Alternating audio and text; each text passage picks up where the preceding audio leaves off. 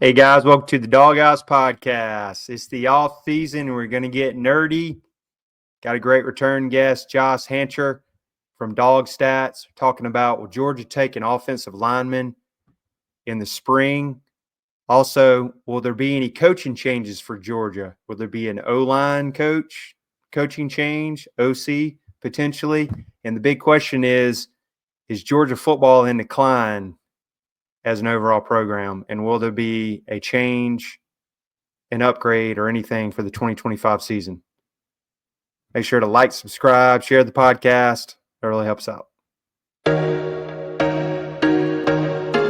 Doghouse podcast is back. A little hiatus. It is the off season now. Hate to say this, but go ahead and give some respect. Congrats to Ohio State Buckeyes beating Notre Dame for the national title last Monday, I believe. So, hey, good win for them. Most talented team, and they just put it all together at the right time. So you got to give respect to them. So Ohio State looks like they're getting gutted a little bit by Jim Knowles going to Penn State. That was interesting over the weekend. Got a great return guest, Josh Hancher from the Dawg Stats. How we doing today, buddy? Good, man. Thanks for having me, dude. Yeah, man, we're going to get maybe a little nerdy and look at some stats from this past 2024 season. Yeah, one of my first questions is for you. I know Georgia just got a little active in the portal. In your opinion, what was maybe the most important transfer portal player, and he can make a big difference right away? I'm not sure I want to name it just one guy, but just where they got him in terms of what position.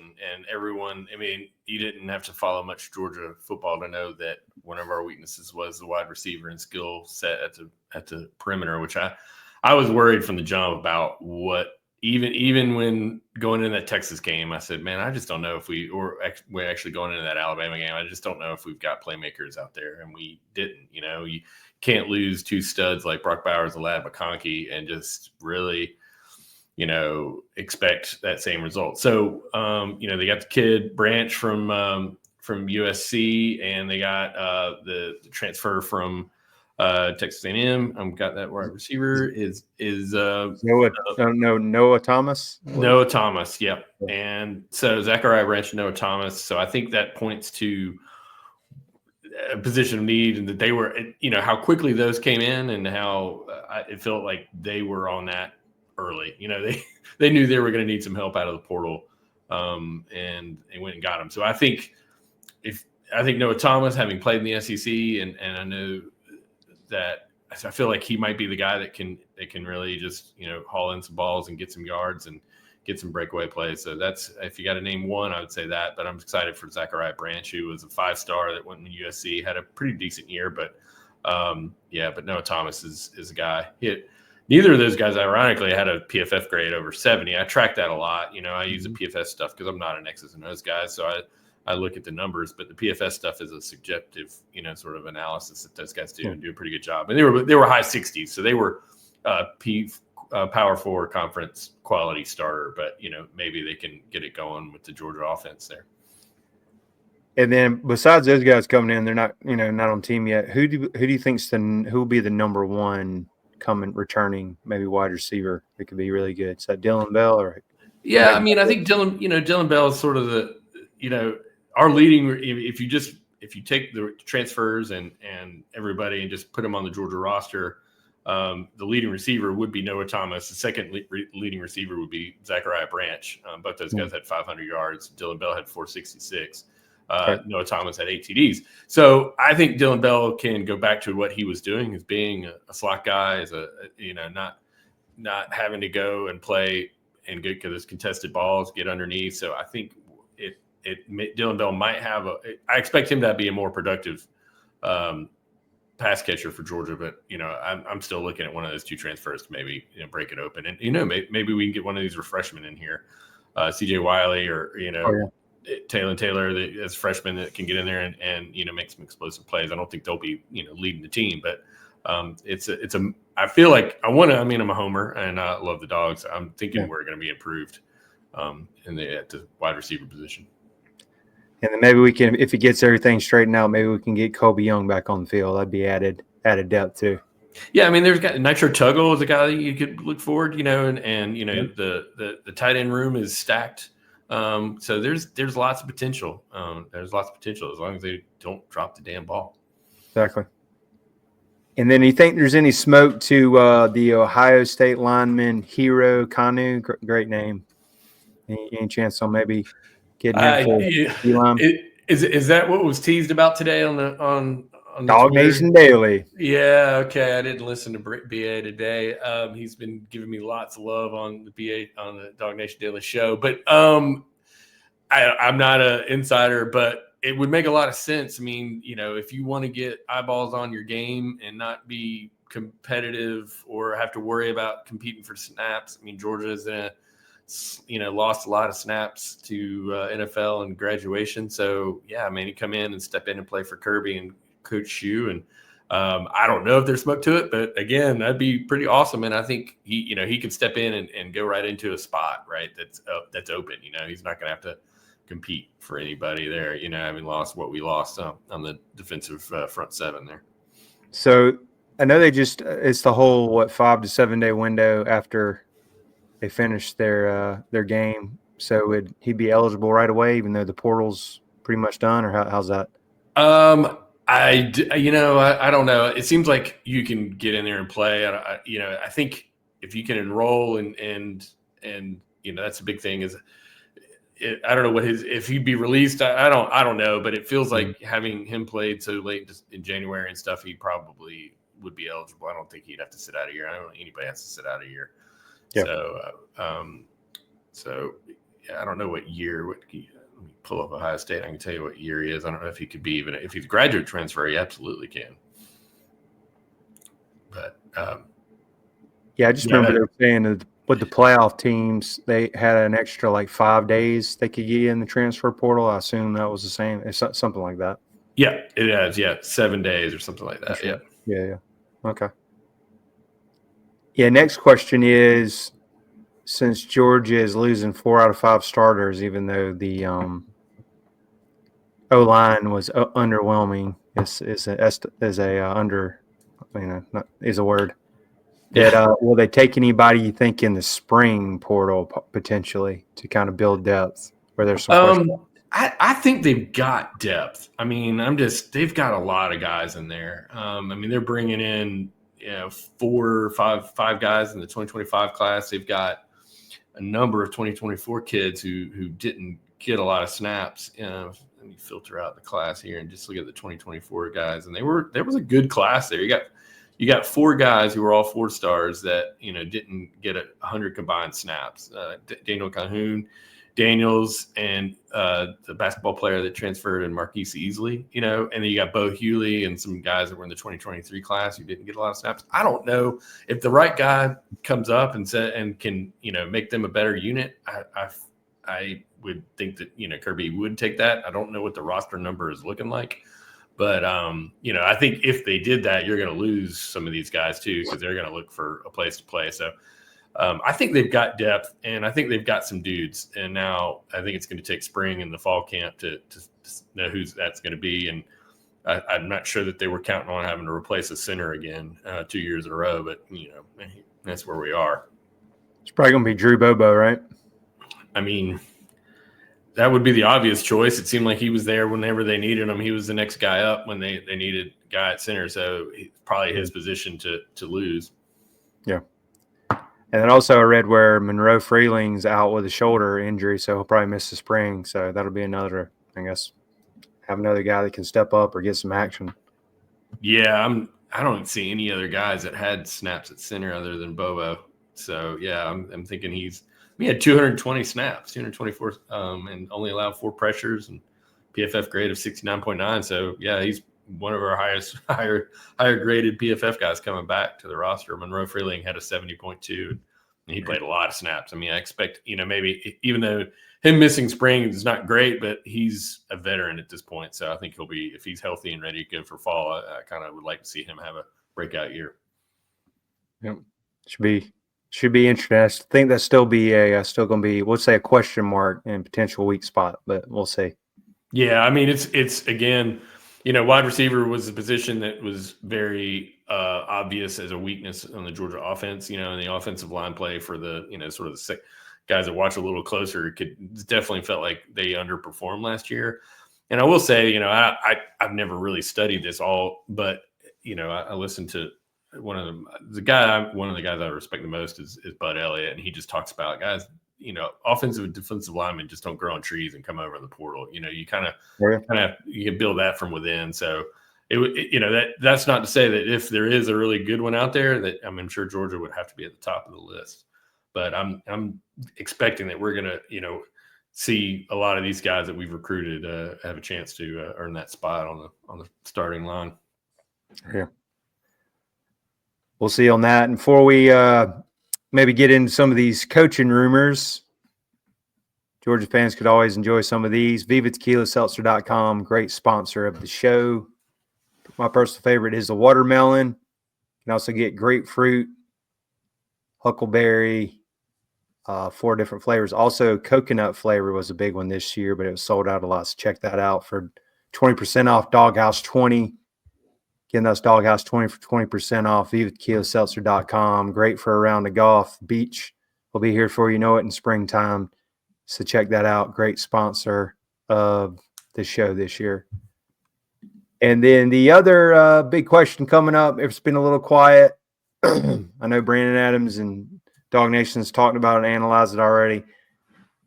Josh, in your opinion, it looks like February in the past has been when Kirby Smart will make any moves. Will there be any coaching changes at all or any position groups? All right. I expect that there will be some attrition.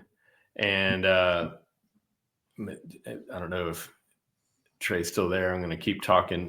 There will definitely there you are. There will be some Trey. I expect there will be some attrition. Now, whether it's a big name at the defensive coordinator that leaves, I certainly would break my heart to see Coach Shue leave, or whether the one that we've all heard and talked about and makes kind of the most sense would be a play caller, Mike Bobo. I don't know what all you've heard. A pretty good source that Bobo was going to step down. The same exact, almost verbatim, what Ballou said in his show and talked about him stepping down. And that was early mid-season. And then I had another guy DM me who I don't know and said the same thing. There's a lot of smoke there for it not to be a fire. Coach Bobo has, been around the game a lot. He physically looks tired and he's done a lot. So it would not surprise me if those rumors bore out to be true. Now, I think Buck Ballou said that Buster Franklin was going to take the job, but I don't know if that is as true as it might have been, or the interest may have been there, but I don't know if that's going to happen, because he seems like he's got things going on at Tech, and I would think that there's some money at Tech would want to keep him there, especially not going 60 miles east to play to coach against Georgia Tech. So I think there will be a change. Now, if it's the OC position, I just don't know. I wouldn't be shocked, but I don't know a whole lot more. But I wouldn't be surprised to see some guys underneath, now that sort of the NFL season is completely wound down. They might get some opportunities to coach in the NFL. But, big name wise, I think I would be stunned, shocked, crushed if Shue left. But, I'm still not convinced that we know who the OC for 2025 is going to be. I would not be surprised to see Mike Bobo take a different role in the administration. About Stacey Searles at O-line, because that was definitely a weak point. He's done such a good job recruiting, and I know how important that is for Kirby. I have not heard that he was moving on. I did not hear the same rumors that I heard about Mike Bobo. So that doesn't mean there aren't out there, because I am by no means a big donor insider that knows what's going on. I would be surprised at this point, but that seemed like that would be a demotion at this point, because, you've got your 2025 class locked in and you got your guys in there, and that would be a little bit of a, hey, you didn't get the job done, we're going to move on. And that would be the time to do it, because, recruiting never stops, and you got to go get your new coach in place. I wouldn't be surprised. I would be more surprised at this point to see Searles get replaced, but now like I said, I'm not an X's and O's guys. I was as frustrated as anybody at the O-line position. And, I listened to a lot of people that question the hire from the jump, but he's done his job getting some dudes in there. And now whether he's the guy that takes them to the next level and develop them, Georgia's put a lot of O-linemen in the NFL, and I don't know if, these guys, this crew that just left us is going to be game changer in the NFL, like some in the last few years we've been spoiled with, to be honest. Yeah. I think there needs to be at least some change. One, the reason I was even looking at it the other day, and you can elaborate, a lot better than me. So what are they? It was top 10 total offense last year, right? This year, 87th.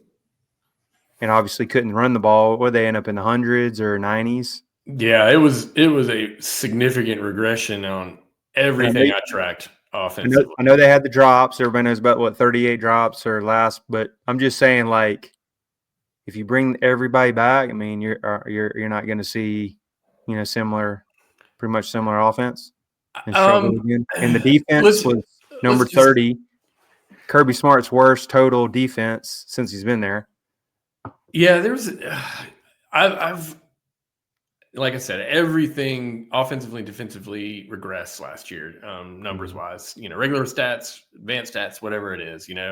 I was still trying to keep a half full thing, and I kind of parsed out a lot of the drops. I don't know if you follow SEC StatCat, but Clark Brooks does an amazing job. He charts every game and every offensive snap, and he's a little even harder than PFF and NCAA on drops. And and if you put in like all those drops that we had and made them catches, our offensive efficiency jumped up. I mean, that would be the case for anybody. And not every one of those, contested balls is on the offense, on the quarterback or the catcher. Sometimes it's just good defense. But, the inability to get the playmakers the ball, it was a lot of, the average depth of target was down. And when, that means a lot of shorter passes, and those guys were not explosive.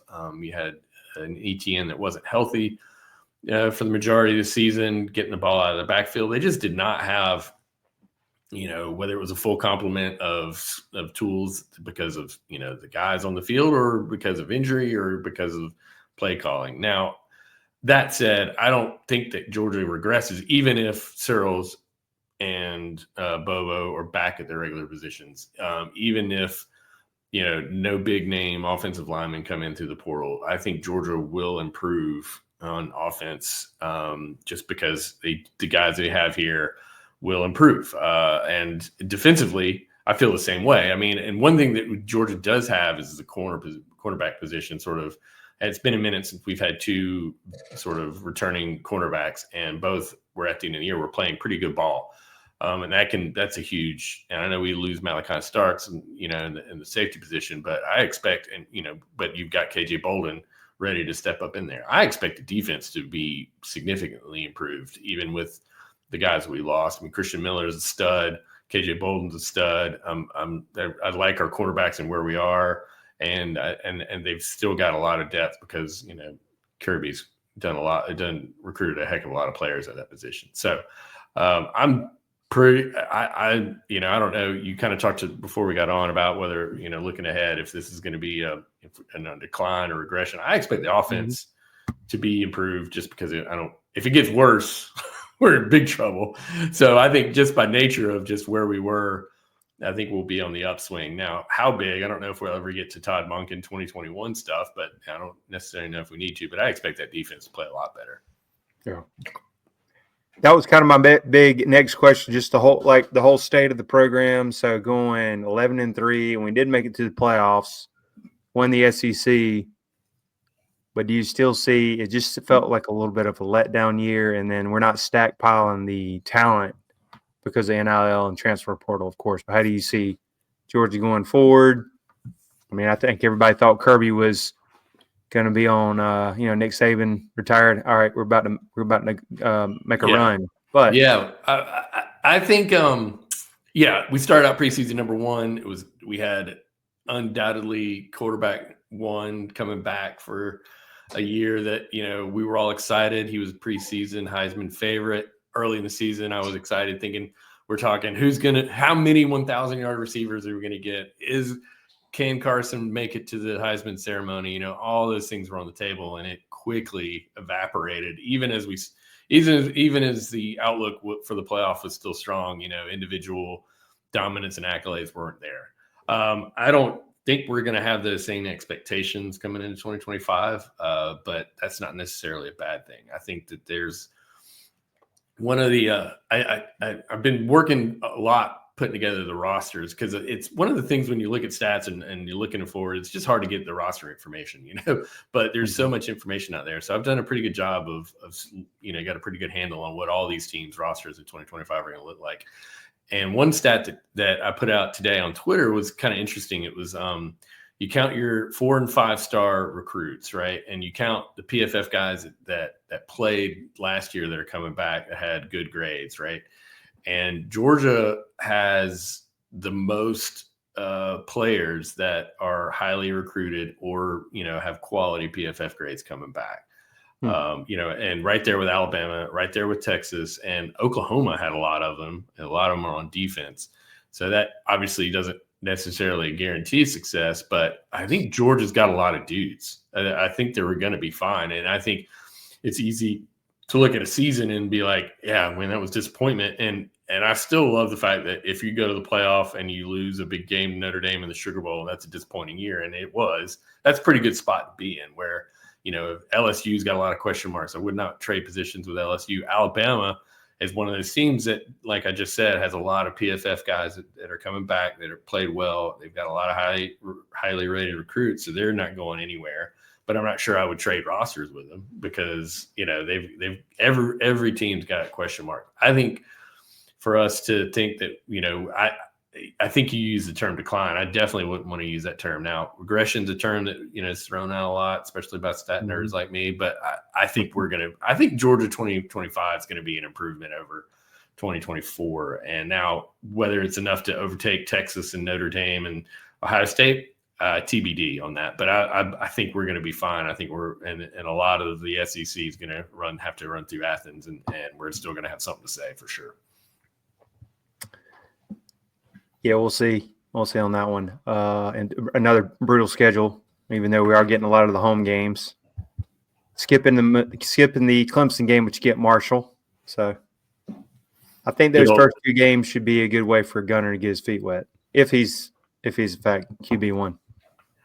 Yeah, it's a tough schedule, and that's what, you know, I think I mean, like, first off, season ticket holders deserve a good home schedule.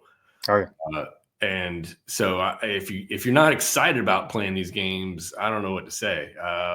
And I know I'll go off on my little soapbox here for a second. You know, everyone said, you know, I don't know if you're an expanded playoff guy or not. I definitely was. But, I mean, if you don't like seeing Penn State, Notre Dame, Texas, Ohio State, and Georgia, Notre Dame, if you don't like these games, I don't know what to say, because those are what we dream of.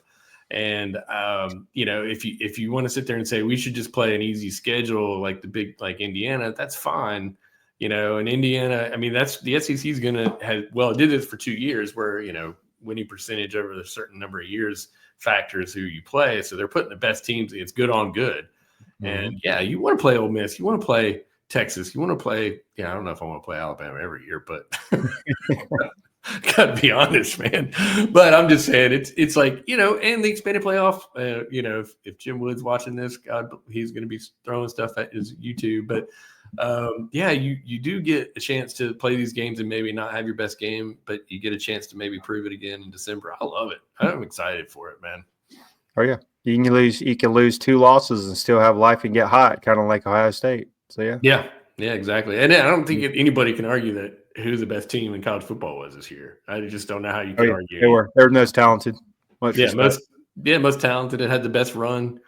They, you know, whether that run, you know, like I don't think you can value the runs, right? You know, Georgia had a tough run and didn't excel at it. You know, they lost to Alabama and Ole Miss, but you know, that run that Ohio State went on is freaking all time. I'm sorry, guys. You hope that you're losing subscribers on that. But no, you're good. Being honest. That's how I feel. And then really quick, what do you think about Georgia playing in Mercedes-Benz against Tech and making it Black Friday again? Did they just announce you like that? I like the Black Friday, to be honest. I like that game. It's a great night to settle in and watch a football game.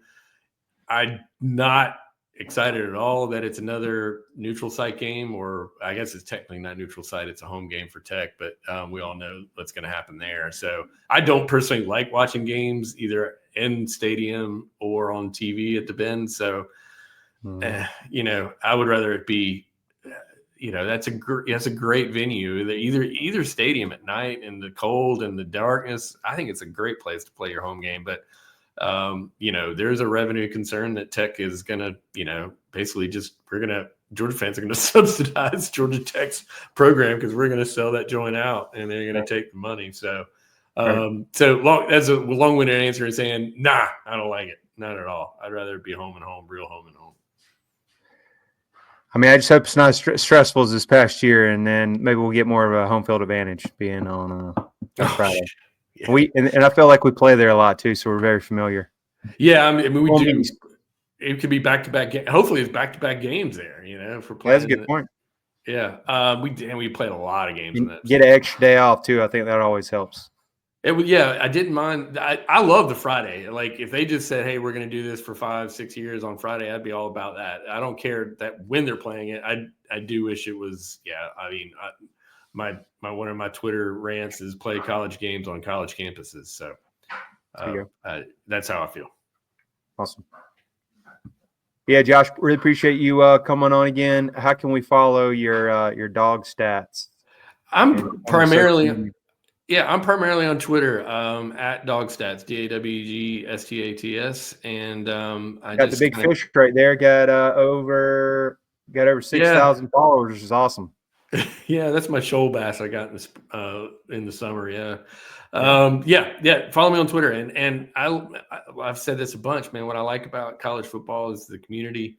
If you got something that you're interested in, you think I might have it, hit me up. DMs are mostly open. Just if you've got a question, shoot me, or if you got something you want to share, hit me up, man. I like digging into it with folks. Yeah, man. Make sure and follow him if you want to get nerdy, man. He's got all kind of good stuff on there. He's the man. Thank you. Appreciate that, Trey. Yeah. And if you're still around, make sure to like, subscribe, share the podcast. Even though it's the off season, we're gonna it's right there. Have some good content coming up. Yeah, appreciate it. Hit that all that down there. Appreciate the shout out. Go Dogs, man. Go Dogs. See you.